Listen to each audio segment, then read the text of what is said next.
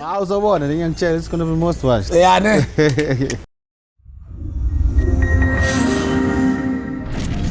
He's a hustler, unbreakable, a people's person, and a future billionaire.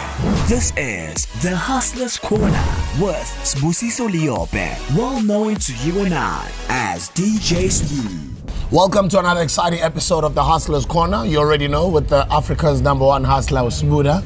Been hustling all these different things in different industries, you know.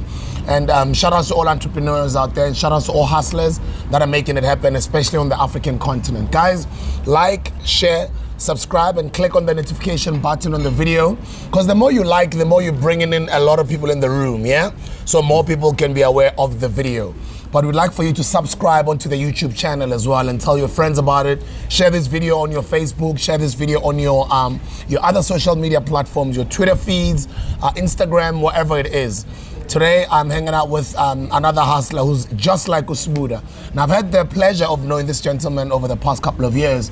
And if I can say one thing myself is that I do concur that he is a real hustler. You know, there's other people that, yeah, but what is his true story? Is that true that man is a real hustler? Guys, hear it from me. He definitely is a hustler. He's not only a hustler entrepreneur, he's also a best-selling author. He's got his book, which is out, Cashflow Naked. Cashflow Naked. Get the book. The audio book is going to be out really soon. Follow him on his social media platforms. They are at the bottom of the screen. And then click there so you can get information when his audio book is out. And when all his other stuff is out. For those who don't follow him on his platforms. He'll let you know about all the different things that he does. He lives a very inspiring life. Ladies and gentlemen, welcome DJ Ngcobo onto the Hustler's Corner. Oh, that's Buddha. No, nice one, man. It's good to have you here. Let me put this here. Thank you for inviting me, my brother. Actually, before I even put it there, I'd like for us to Yeah. It says, though a hustler falls more than 10 times, he will still find his flow and drop his nets in the deep to catch the right fish. Yes. And then back to Soweto Mandlans, I think it's a person that you worked with on the book. Exactly. Tell us about the book. What is this book all about? Well, it's about my journey in business, you know, life of a hustler. I've been up, down, you know, so that's how it is. So, you know, as an entrepreneur, you can lose everything you have today, but you can reaccumulate half the time, twice the fortune. Like me, I've done that twice. I've done that like 3 or 4 every times. Time when I fall, people write me off and then I always come back strong. The good thing about being an entrepreneur is that if you lose something, you're learning. Robert Kiyosaki, in one of his books, he mentioned that if you're an entrepreneur, you must lose at a faster rate, because the more you lose, the more you learn. But unfortunately, if you're on the other side, like if you're an employee, your job is not to make mistakes, because you make the first mistake, first warning, second mistake, second warning, third mistake, hearing, you're fired. You understand? Yeah. So what does that tell you? If you're an entrepreneur, your job is to make mistakes, but if you're an employee, your job is not to make mistakes. You understand? So, and we all know that you learn by making mistakes. Yeah. Exactly. So that's why I wrote this book, to inspire people, to inspire the upcoming entrepreneurs, to inspire the entrepreneur who are currently going through challenges now, to inspire the entrepreneurs who has fallen, that they can rise again. Yeah. Because I did it. And then what is the story? Upuma Vai Lokshini, what type of family upbringing did you have? I'd like to have a conversation around your origins, because it's cutting bias. When abantu say by the way banga corner, we think they're either lucky or banana connection. We forget, you know, like I get a lot of people saying, yeah, Marona Sbu is because of your privilege, because you're a celebrity. And I always say, obviously, I'm not a celebrity, but I'm like, you guys forget that I wasn't at first. Like I was a nobody, I was nothing. I didn't even come from a family with somebody who knows anybody. Like I came from nothing, just like you. I'm sure you can relate to a similar environment. What is your story? No, I mean, I'm from Clermont, Yabon. It's a castle, it's a Tegwini. But I was born in a great town in Matematolo. Surprisingly, I was around in Rondavels, yeah. Serious? So, yeah, no, it was too late. Yeah. And in winter, around May. And my mom was sick immediately after that. So I was totally breastfeeding. So up until and then mom came back. Yeah, so I didn't have like I didn't get utando from mama and all these things. So yeah, and then, exactly. So I spent like how many years? Like from grade 1 to grade 3 at Great Town. Then from there I moved to Claremont because my father bought a house there, and then I lived with them. But under difficult circumstances because Uba began his teen, we understand that. So he had 2 wives. He got them at the same time, and we had 3 at home. We were all born in 1985. Imagine. Yeah. So 3 kids, same year. And it happened that I'm the second born. 3 kids who were born same year? Yeah. Okay. Yeah. I mean,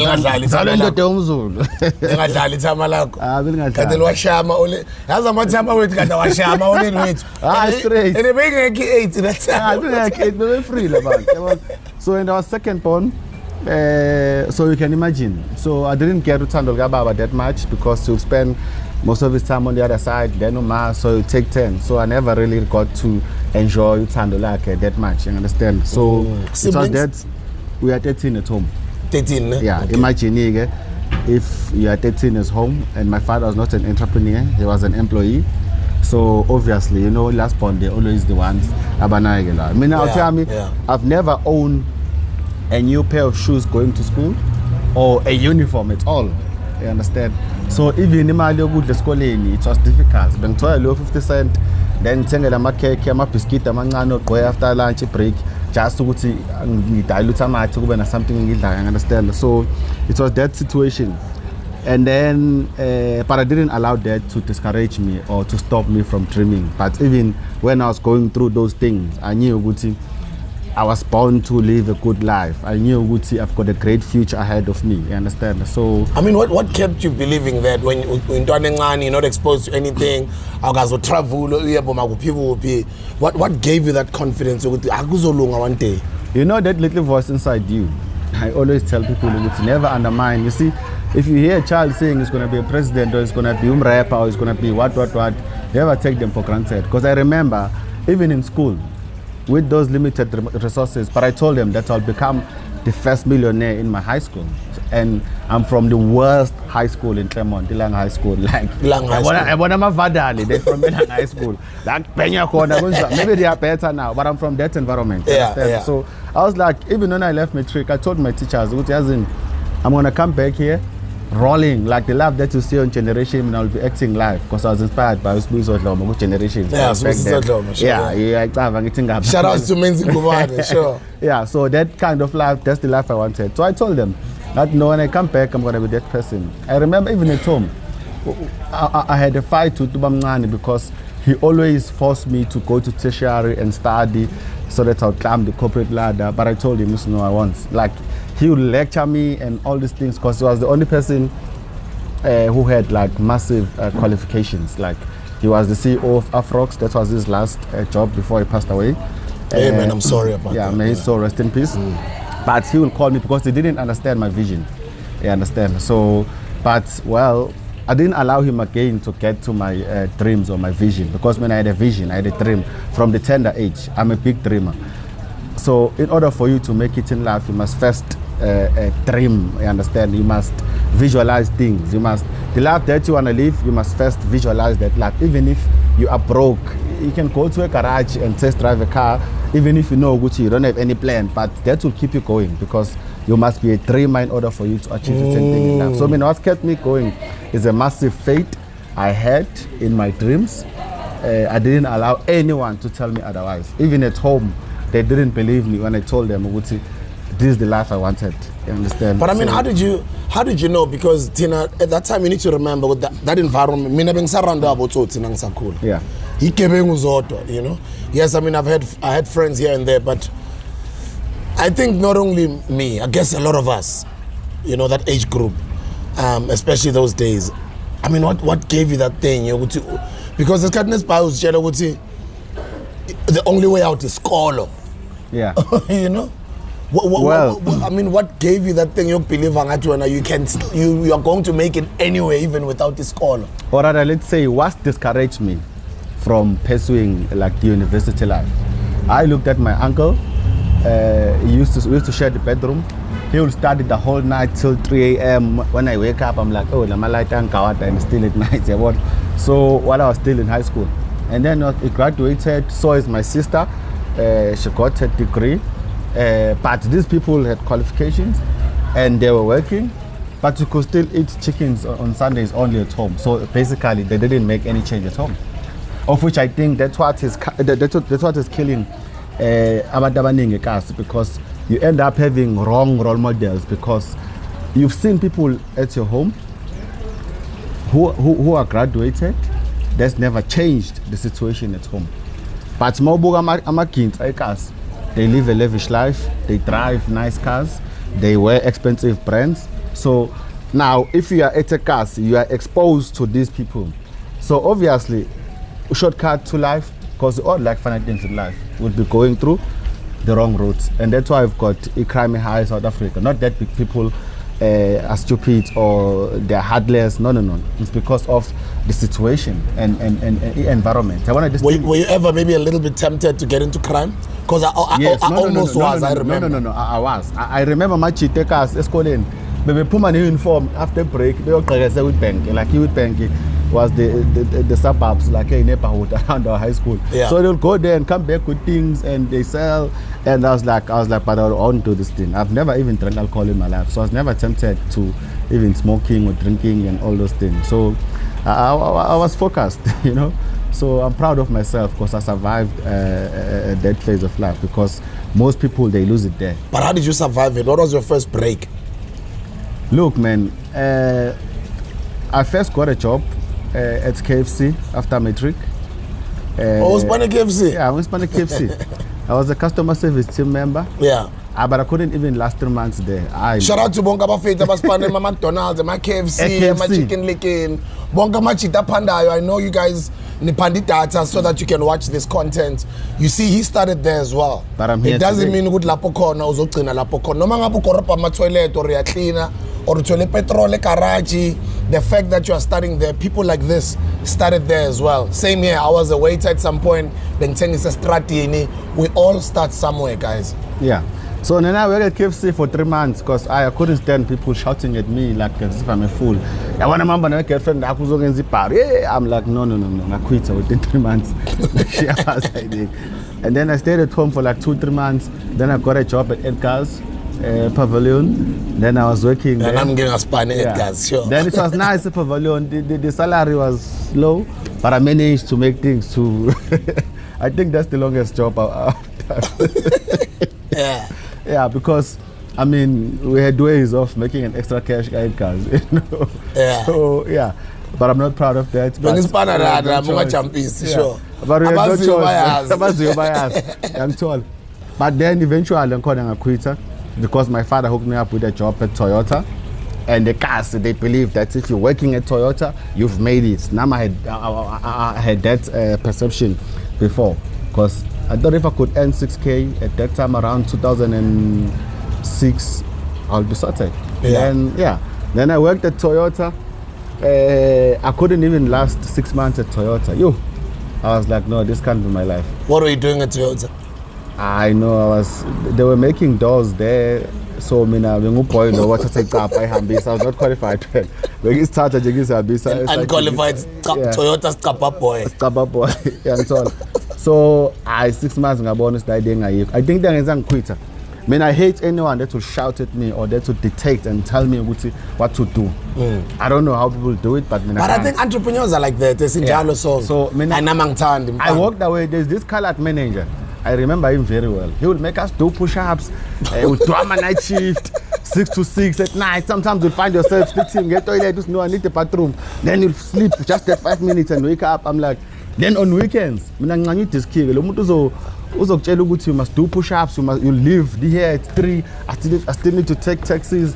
He was like, you know what, one day I quit. So you quit? Yeah. But then didn't you have a plan B? I didn't have a plan B. They were angry at me. Yeah. Trust me, I didn't have a plan. I cannot stand for someone telling me what to do. I can't. Yeah. I think I'm not designed to work for someone else. That's why I threw my CVs away from that day. I was like, I'll never look for a job in my life. So what happened then, my father passed away.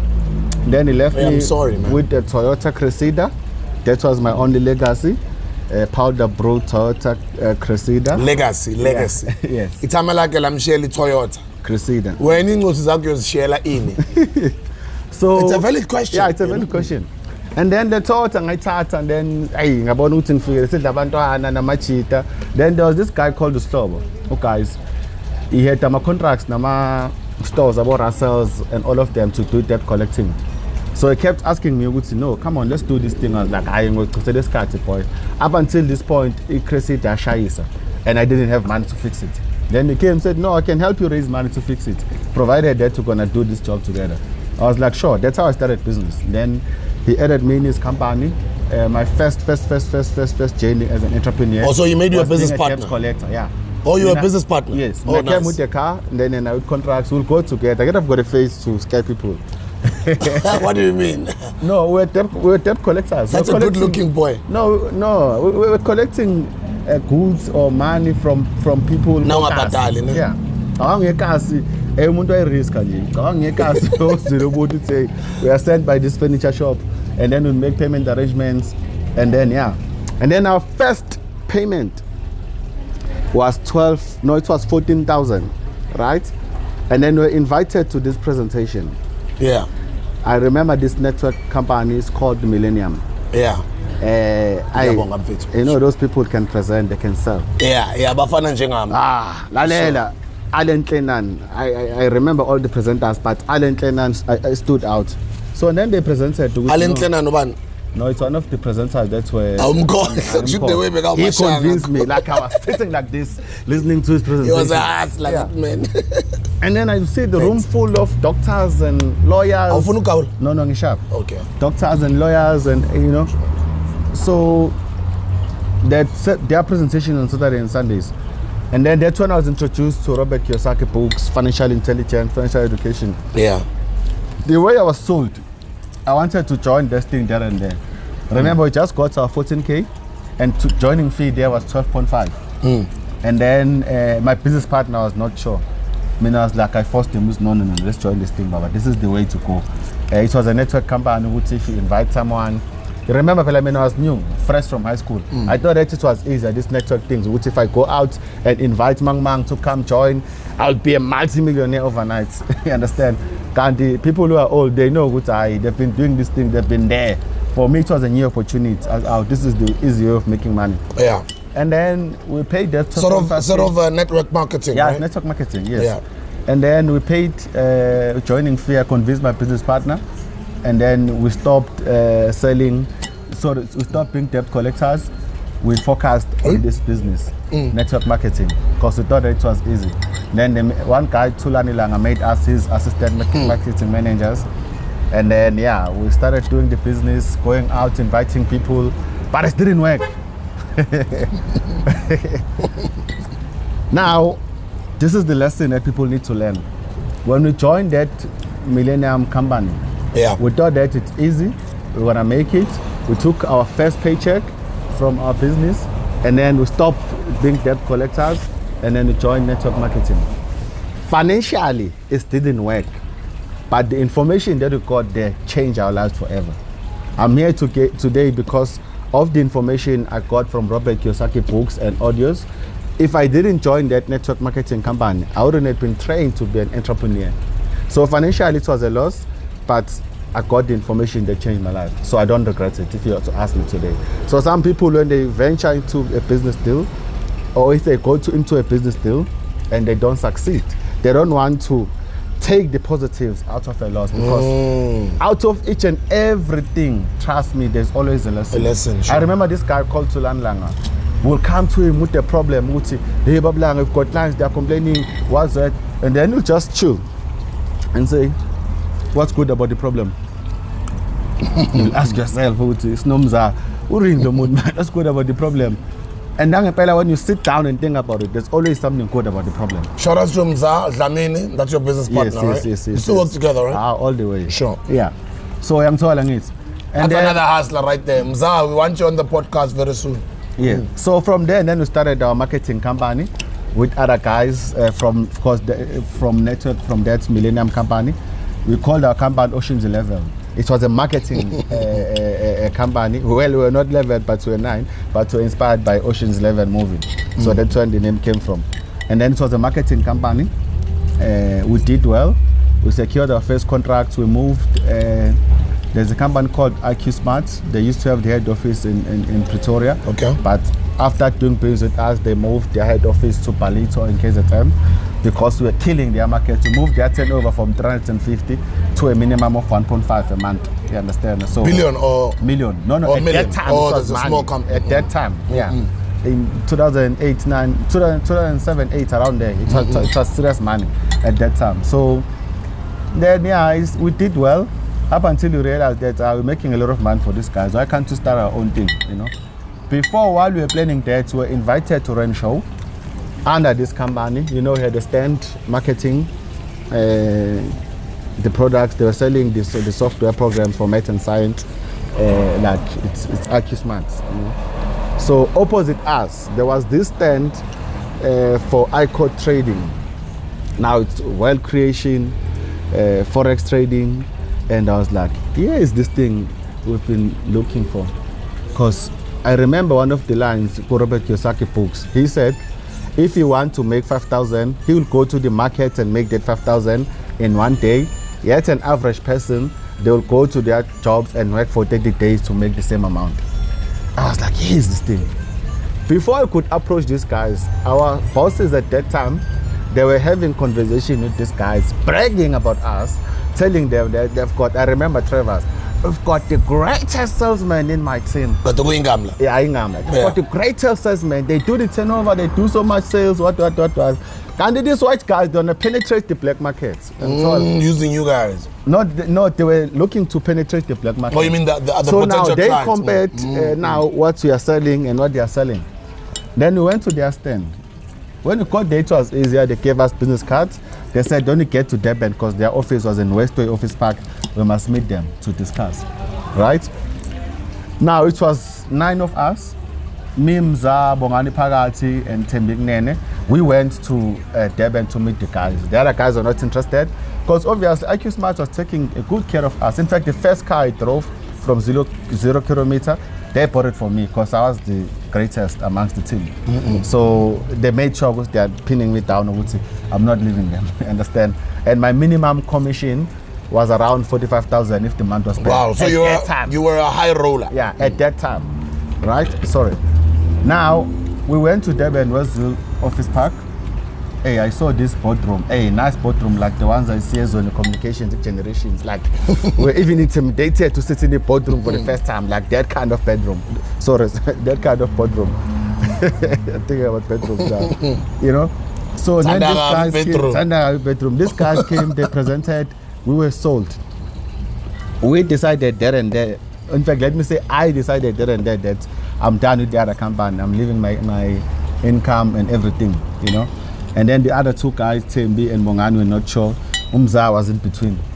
And then I convinced Umza. Umza said, okay, let's do it. And then the other guys were meaning to convince them. When they presented to the other 5, they were not interested at all. So we were doing presentation on the weekly basis. Different areas of KwaZulu-Natal selling this software for math and science. Now, remember, that was our database. We created that database. So we decided that the following week in Pietermaritzburg, we're not presenting this software thing, we're presenting the Forex thing. Because obviously these guys, white guys, they came as a training partner because they offered us the franchise. Our first time going to them, they gave us the franchise. That will pay based on our sales. Because their franchise was around about 500K. I mean, now when I'm asking myself, why did we pay that 500K? Because, I mean, we were going out there to do marketing for this company. They still want us to pay them to market their business. They're saying it's franchise. But anyway, yeah, we did it. People were excited in Pietermaritzburg. First presentation, second presentation, we started rolling, we started pumping clients to Forex trading. We're excited while we're attending our trainings. Yeah, and then I think you guys were ahead of your time. Yes. Because I think now Forex is becoming the in thing, or let me say if it's not the in thing. Now remember, this was in 2007. Now this is then when you guys, when nobody knew about Forex trading. So We were just doing marketing while attending our trainings, being equipped with the skills, and then the white guys were doing the trainings, right? Yeah. And then third week, these white guys realized that no, something is wrong here. The sales have dropped for our product. What is happening here? Then they came to Pyramarisberg in the presentation, during presentation. Hey, I remember I was on stage. Almost hit myself. Is this how you play rugby? They took their car there and there and all of their things. So now And when you're using their resources to push your own No, game. but they bought it for me. But the conditions were for as long as I still work for them. Now, yeah, I use their resources. I mean, they've used me as Like well. even me, For them. when I was, even me, that's direct translation. Yeah. But nah, me. Nah.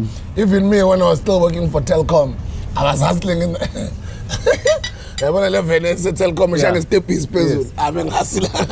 But Yeah. I'm more done. Sure. So these guys took their car and everything, but we managed to speak to those clients. There are people that already sold. Because we're not only talking about Forex, we're talking about financial education. Now, that's what people need to understand. People always misunderstand me. I'm not promoting Forex I'm promoting financial education. Now, when we talk about financial education, we're talking about what the rich know, that the poor and the middle class Don't know. You understand? That's like what Kiyosaki always says. Exactly. And when I met you, you've been speaking this language. Exactly. For the longest of time. Exactly. This is the information that banks don't want ordinary people to know. Now, when we talk about financial education, it does not only refer to Forex trading. You can do your business, but if you want to grow exponentially, you need financial education in your business. You understand? Just like when you go to property. Property alone won't make you rich, but it's what to know about property. I know so many people who are stuck with property, but they're broke today. They don't have cash flow, if you know what I mean, because they bought the property at the wrong time. Now, when it comes to property, you don't make money when you sell, but you make money when you buy. But few people have that information. People just go, oh, this house, worth so much, then I'm buying it because I've got a pension from work, or I've got contracts from wherever, and then no one is guiding them when it comes to financial education. And when you look at the life of an entrepreneur or the life of our youth, like between the ages of 0 to 6 years, our parents are the most influential people in our lives. In our lives, right? Now, my question is, if the majority of our parents, they come from 95% of the population who find themselves not having enough to survive at the end of the month, is it possible for them to teach anything to their kids about financial education? The question is no. Again, you send your child to school hoping for a better education. Now, who's the most influential person in a child's life between the ages of 6 to 18 years? It's teachers. Yeah. Now, if the majority of our teachers, they come from the same 95% of the population who find themselves not having enough to survive at the end of the month, is it possible for them to teach anything to our kids about financial education? The answer is no. No. I mean, the teachers that were teaching me. Oh yeah, they're still driving the same cars, living in the same houses, probably having the same wives. No, I'm joking. You can't change your wife. Yeah, but you get the point. Yeah. So you send your child to tertiary, same thing. So the point I'm driving to, we don't have facilities to teach our youth about creating wealth, about financial education. We're being prepared how to be assets for companies, right? To be if you employees, get so many distinction, if you are that intelligent, they even oppress you more. They give you whatever you call it, student loan, not student loan, what you call bursary to study so that you come and work for their company. So basically, you are too smart, so then they say, no, you come and make more money for us. We'll pay for education. And then, yeah, how many people are stuck now with student loans? Now, if you look at this life, there are people who are doing their last year now in tertiary. They are excited. They think it's easier in the real world. Like if you can go and have a conversation with them, what are you going to do next year? No, I'm going to start working. I'm going to live in my own townhouse. I'm going to buy a car, X, Y, Z. But the people who have walked the path, they'll tell you it's not easy. And that's why most people, they are stuck because they can't leave their jobs even if they want to, because they've got credit cards to pay for. They've got cars that they took when they're excited, they made wrong decisions. They've got townhouses or whatever houses they took. So now they're trapped in the system. So that's the life of a black person in Africa. So this is not the problem that's only happening in South Africa. It's actually all over the world. Yes, in the whole world. Because we are oppressed by the same system. It's a white supremacist system. So it's a system. You know, racism, I always say to people, it's not when somebody calls you the K word or the N word. It's a system. It's a system. That's why, you know, when our white brothers and sisters say we're racist, I always say it's impossible for a black person to be racist. We can't decide where you buy your house. Yes. We can't decide for banks to borrow you money or don't. We can't decide for cops to look at you and see a suspect and kill you. You know what I mean? Like, we've got rules and laws that have been set by evil old white men back in the day that are still oppressing until today all over the world as a black person, you know? That's why when you're talking about systems, I don't care who says what. I don't care who's a president or who will be a president tomorrow or in 5 years' time. But for as long as the systems are still the same, there is no change that will happen to our people. It's the truth what he's saying. We are still captured. We've been captured. We are still captured. It's sad. Up until these current systems have been changed. Now, practical example. People invest. I've seen soccer players, I've seen artists, I've seen professionals that have invested while they were still working. But when it's time to retire, they retire financially poor.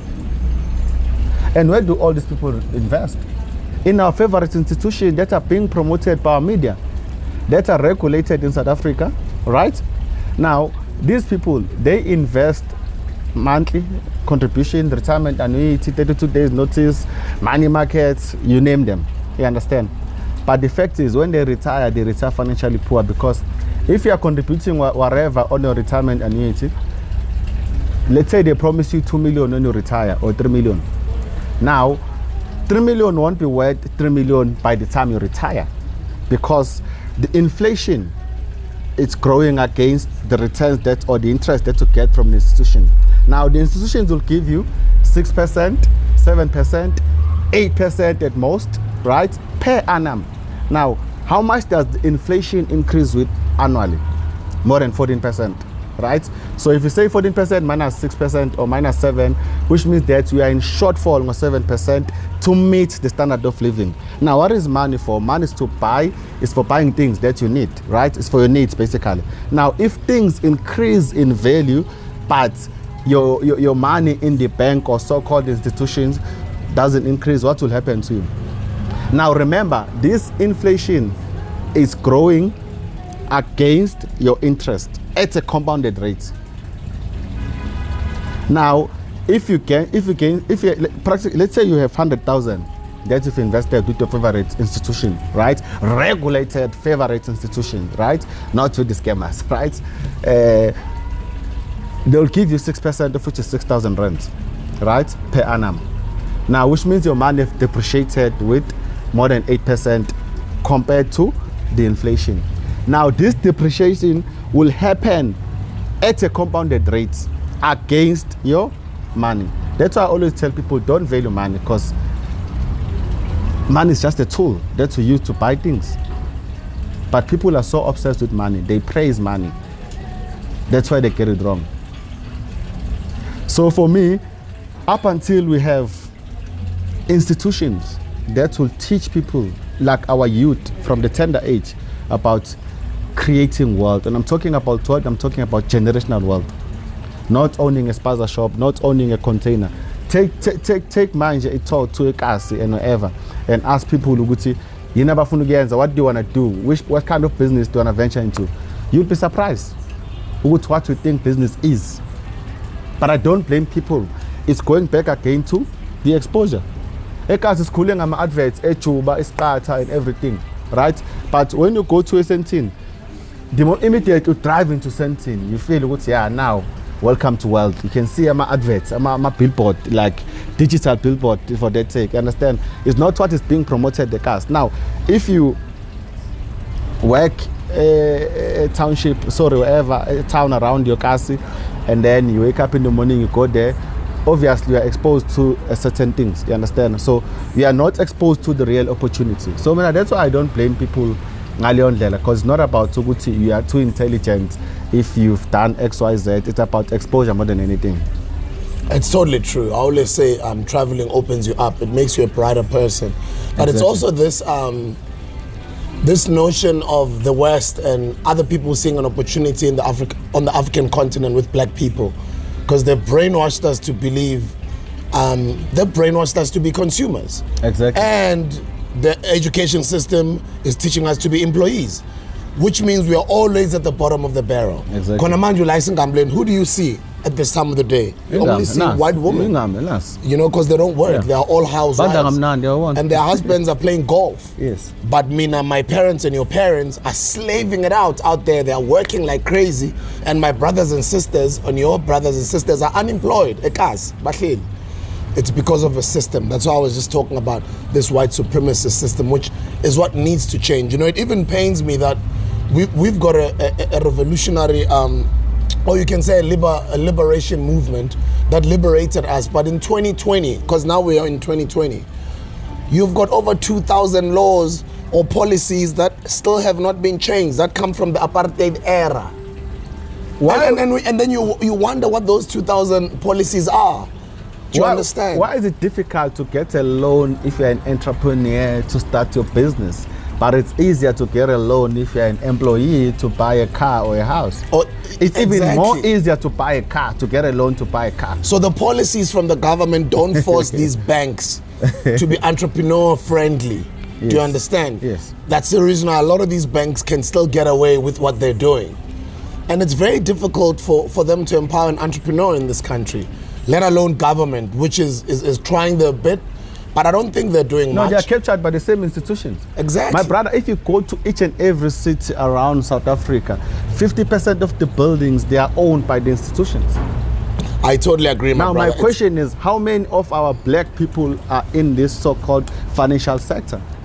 Because even getting the so-called FSCA or FSB license, now known as FSCA, is difficult. You must have qualifications. You must have X, Y, Z. Now, where would you get that? Where were we in that before 1994? How do people know? How do you even know about FSB? In order for me to do this, I must go there. Is it exposed? Because I'm sure there should be a budget. Even with the Reserve Bank, if you need to run this kind of business, because there should be advert, there should be marketing campaigns, educating people like us. If you want to venture into financial sector, in order for you not to find yourself against the law, you must follow these rules. You understand? It's a capital, you know what I'm saying? Capitalist society, and it pisses me off. But anyways, how do I know when I'm an ordinary person out there which Forex guys to listen to or which not to listen to? Who are the scammers, so-called scammers, and who are the ones that are going to give me the right information for me to grow financially? Hey, this question is difficult, because truth be told, most Forex guys, they're only about flashing. I think they've misunderstood the concept of Forex. People just want easy cash. People just want easy cash from training people and who buys a better car and who's flashing. They're not giving people quality training, right? Just like we did. You know, most of these boys who are doing Forex training, whether they like it or not, it is because of me and Nomzabalazo, whether directly or indirectly. Because you guys were one of the first to come out. Yes, in fact, we were the first black people to do this thing and expose it to people, you understand? Now, Tina, we got the training from the real people, and our trainers went for a trainer course, and they were trained with how to train people. Companies like CM Training, right? Global companies, no? Yeah, global companies. Now you can test me and say, Jabu, bring one of your trainers, put this group of students in the room. We want to see if this Forex thing works. And you put them in the room and you train them and you see, and call anyone else and to train the same people. They'll tell you where is the quality training, right? Now, I have a problem with someone who will call himself a trader, a trainer, and a marketer.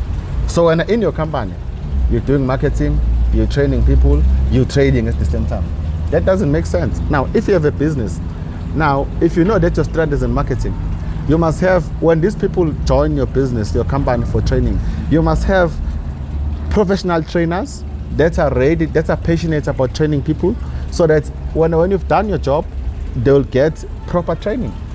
Now, when you're saying you're trading, you want people to link their accounts or to copy your trades, you must have, it's either you're a trader, you focus on trading, or you must have a trading team, a training team, and the trading team. Now that's a business, right? because you've got systems in place. But if you say, no, man, I'm a trader, you take this 5K from this person for training and this, where are you even trading? Do you have a real trading account? I think for people, before you join a Forex trading company, whoever is claiming that they're a trader, they must show you their live trading account, not a demo account, a trading account. I guess someone is coming to convince you that they're a good trainer, they will help you to make money.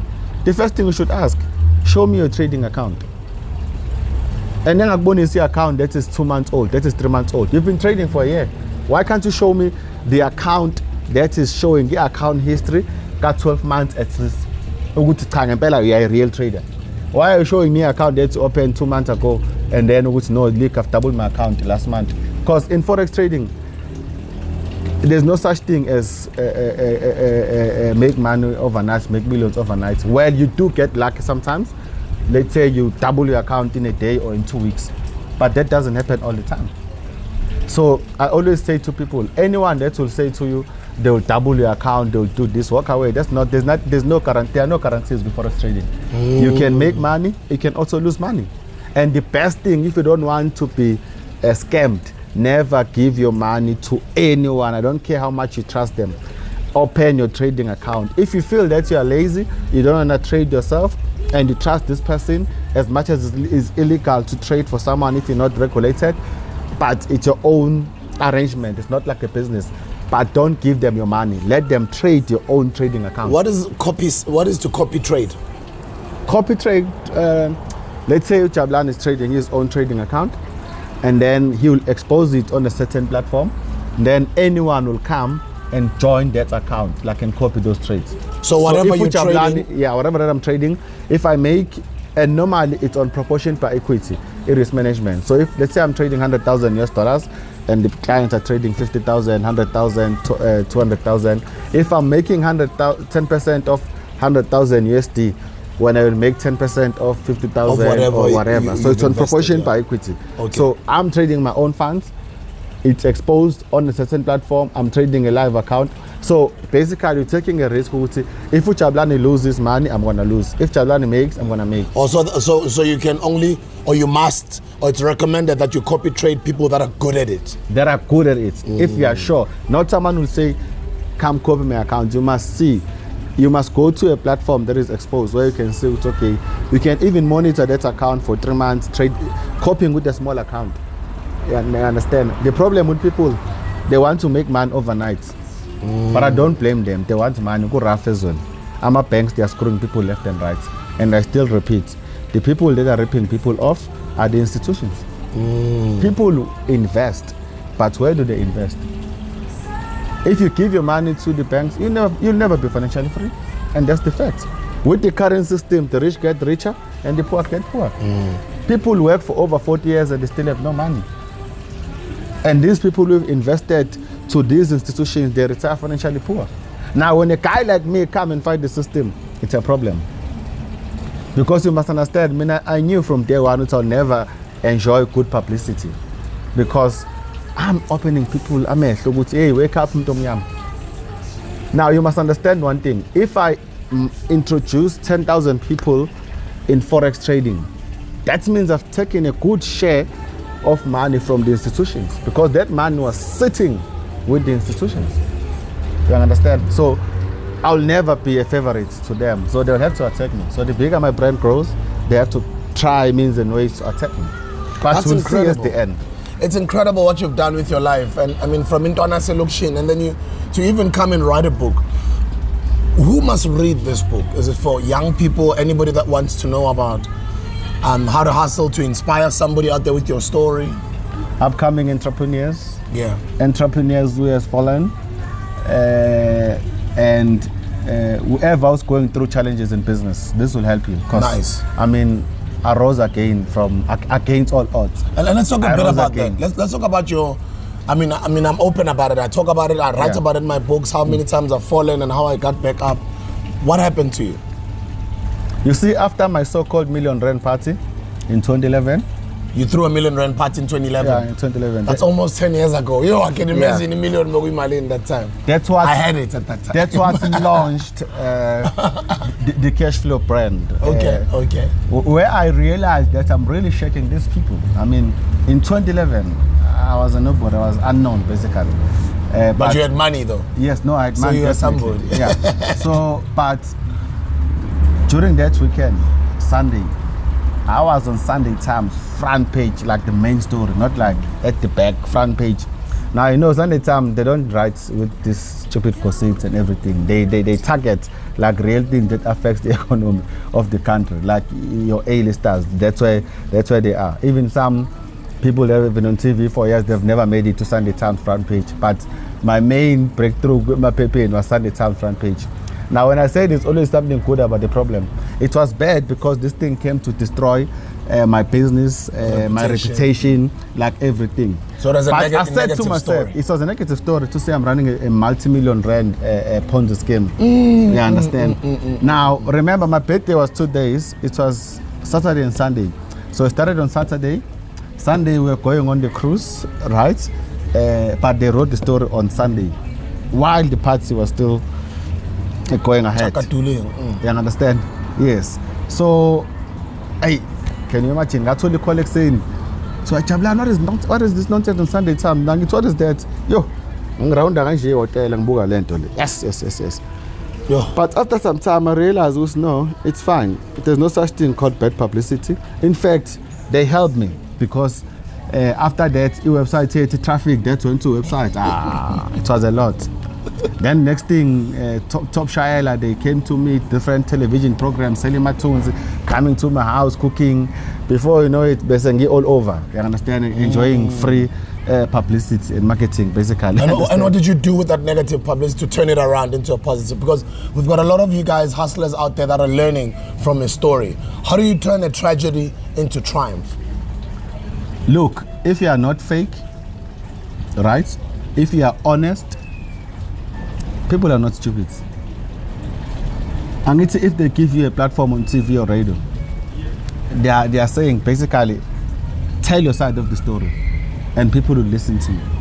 And if you are bullshitting people, they will pick that one up, and then they won't respect you, they won't listen to you. You understand? So I always tell people, never make that mistake and give me a platform to tell my side of the story.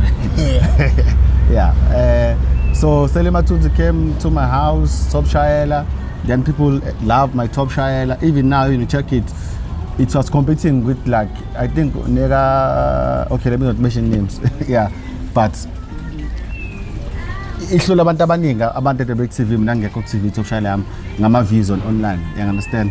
So that said something to me. Oh, shoot a corner and the corner. So, yeah, basically that's more about it. I mean, I'm being myself. I'm living my life as it is. And then how did you build yourself back up again? Did you change businesses? What are you doing now? No, I've never changed any business. I still continue with my Forex trading. Okay. I mean, my take is simple.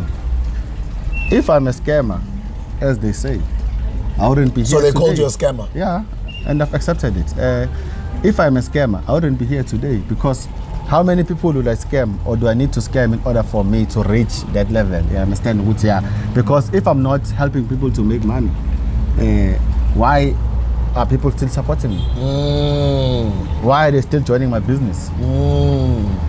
It's a simple question. I'm not responsible for identity theft.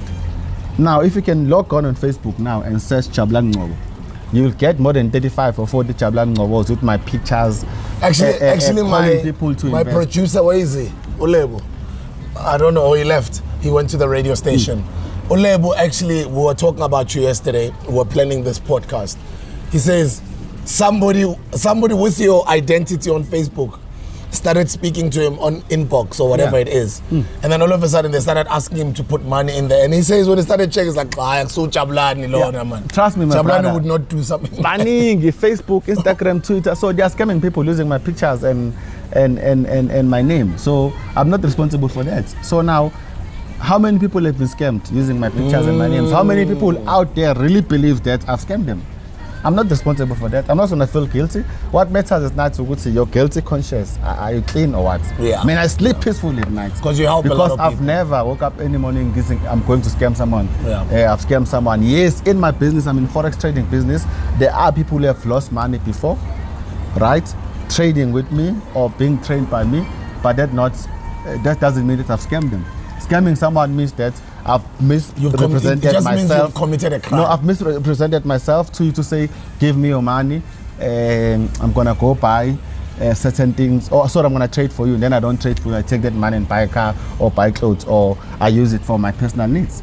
So I've never done that. So you don't take people's money? Right? I do not take people's money. That's why nice. You can check my advice. account. They can say whatever they are saying about me, but and all these people that talk negative things about me, when you check them, it's ghost account and no profile pictures or few followers. And I always ask myself, because everywhere I go, all I receive is love. So where are all these people that I scam? I always ask myself, how come I never bump into them, or maybe they come and embarrass me at the event somewhere or whatever? Because all I receive is love. And then as you grow as an entrepreneur, how important is, because now you've said you're still in the same industry. No. Does every entrepreneur have to diversify, or how important is diversification of your portfolios when you start making money? Look, I believe you must build a system, right? Or a certain business, because the business is fine on fast, and it's quite, it's like treating a wife. Now, if you're gonna do this and do that and do that, you're not gonna make it according to me. That's my belief. I believe you should focus on one business, build it. Even if you fail, come back, build this, because the more you fail is the more you learn. And then once your business is running without your present, then you've made it. Because there's a difference between being self-employed and being a business owner. If you are self-employed, your business cannot run without you. But if you're a business owner, your business can run without you. Because if you're a businessman, you've got systems. Now, systems could be in form of machines, or people turn into machines. Robert Kiyosaki speaks about the Cashflow quadrant. Cashflow quadrant, yes. Yeah. I mean, I get it. That's where my name Cashflow came from. Oh, is it? How did it come, actually? That's interesting. In fact, it was the journalist. During that time at 2011, I saw in articles that Jabulani Ngcobo, whose nickname Cashflow in his township, what. I'm like, and I never wanted to call myself Cashflow, because I wanted to build Cashflow Pro as a brand, like a corporate brand, like as a company, and do Jabulani as an individual. So, but somehow they called me Cashflow. I didn't like who's called Cashflow anyway. I didn't like it in the beginning. It doesn't make sense. How do you call someone Cashflow? But I like it now. It has become a cool brand, yeah. Exactly. And a lot of people, everybody calls you Cashflow. Yeah, cash, yeah. And you live up to your name, right? No, true. I like it because it put me under pressure. I can never be broke. I can never allow anything to put me down, never. And what's the future looking like? The future is so bright, man. I don't know why I'm not wearing my glasses. Sure. Yeah. Because it's looking so bright, man, A lot of things have happened around me. People have tried to destroy me, not for the first time. I don't know, maybe this is like the fourth time, but I don't know when would they give up. You understand? But at the present moment, I won't talk about what is happening, because my matter is still in court. When it's finalized, then I'll be free to talk about it. But people shouldn't be surprised. There's a lot to happen. Can we expect this on a movie in future, or maybe as a series or documentary or something? In fact, I wanted to have a movie around my life, not a book. Okay, I get you. That's me. Yeah. But then, so I had to approach me. Before in the movie, why don't you have a book? Because a book will guide you. Yes. That's my dream. I need to do these boys, they were for street. They had a movie based on their lifestyle. Yeah. Which means my kind of movie needs a serious budget, because I go big or I go home. I get you. And if you're gonna go around asking for funding, I don't want to do that. Yeah. If they want to fund it, they will fund it. You want to bet on yourself. I want to make enough money. When you watch that movie, should meet the global standard. I get you. Even my reality show, one day it will come. But I don't want it now. I'm still hustling. Yeah. When I'm done hustling, it will come. I want your Hollywood kind of standard. I go big or I go home. Yeah. That's me. Yeah. It's either I afford something or I don't. Yeah. I don't compromise when it comes to that. Yeah. Yeah. And think big. Think in abundance. Anything is possible, guys. Whatever you ask for, you get. You ask small, God is going to give you small. You ask big, the challenges are bigger, but it's possible. He's going to give you big as well. Yeah, someone once said to me, you know, you need to decide. When you're chasing small things like peanuts, you spend the same time and whatever energy, same energy that you'll spend chasing big things. Yeah. Right? Now, when you're chasing like big opportunities, like serious stuff, they may look like impossible to crack. But when you look at it, you spend the same time doing the same thing, like chasing small things and big things. So now you decide whether you're chasing small things or you're chasing big things. The small things, yes, they'll pay you now and again, but that's what you want. But if you're chasing big things, like Coca-Cola, boy, how you pop once. You're going to look at that camera, you're going to speak to a 50-year-old you. Maybe that's like, what, 15 years from today or so, around there? We're going to send you this video 15 years from today. 15 years from today is probably going to be, what, 2035? Yeah. In 2035, you'll be about, around 50. You'll be a 50-year-old man. Yeah. I'm going to send you this video. I want you to look at a 50-year-old Jabulani onto that camera lens. What would you like to say to him? I'm proud of yourself. You can speak to yourself there on the camera. I'm going to send you this video in 15 I'm proud years. of yourself, Jabu. Wow. Look at all these cars, fancy houses. Your kids are doing well in business. Wow, I'm proud of yourself. Yeah. That's beautiful. And then what would you like to say to Ingozi Zako? Ingozi Zako zobe sezikhulile at that time. They're watching this video with you. What would you like to say to them? I hope they don't disappoint me. They pursue or they follow their dreams currently. Because if you ask them, what do you want to be? Businessman, or a businessman. It's what they say. That's what they say. That's nice. The mandate is clear. You know, one of them surprised me because I was hiding this cash flow thing to them. Unfortunately, it goes up to grade 12. I didn't realize that. So the kids at high school, you know, my high school, they're crazy about me. They like me. Yeah. No matter what you say. So it's sad. Some parents hate me, but their kids, they like me. I'm their role model. You understand? Yeah. So then this boy, I'm driving to Joburg. And then let's say, hey, Cashflow, man, I know you from Instagram. Hey, what. And then this one come and say, hi, Cashflow Junior here. I was like so puzzled. And then like I was so lost because I'm like, what's happening now? Because I've never told them that I'm Cashflow and all these things. They're not aware. No, I'm asking them, how do you know that I'm Cashflow? No. I saw in papers, and then in high school, the guys are always showing us on Instagram. Even though Instagram, yes. The guys in high school, they always show us your videos and stuff like that. So I'm like, oh yeah. I hope they don't disappoint me. They focus in school as much as I want them to learn only maths and English in school, because for me, I don't value whatever they are reading in school currently, because truth be told, you don't use whatever they teach in school in the real world. I know people will attack me, but it's the truth. Whether you can get your PhD or degree, but whatever that you've learned in school is not something that you apply in the real world. I wish the modules could be changed to something that will work, something that they will use out there, because that's what is killing the people. Obviously not all of it, but you're correct. That's what I'm saying, mostly. Yeah, I think you're correct. The school system is messed up. And Nelson Mandela said, the education is the powerful weapon we can use to fight poverty. I mean, I put a question mark there. What kind of education? That is Jabulani Casflow Ngcobo. According to me, yeah. Jabulani Casflow Ngcobo, one of the biggest hustlers in South Africa. And, you know, as time goes on, we all know each other and we evolve and we grow. It's beautiful to just see his growth. And the man that he has become is a father, is an entrepreneur, and he's is now a best-selling author. Go get his book. The book is titled Cashflow Naked. I'm going to read it quickly at the back. 1 million things have been said and reported about this flamboyant millionaire, but it is something else to actually catch up or catch the truth from the horse's mouth, which we did today. Speaking about horses, motivational speaker Cashflow possesses the forte of an equine kick.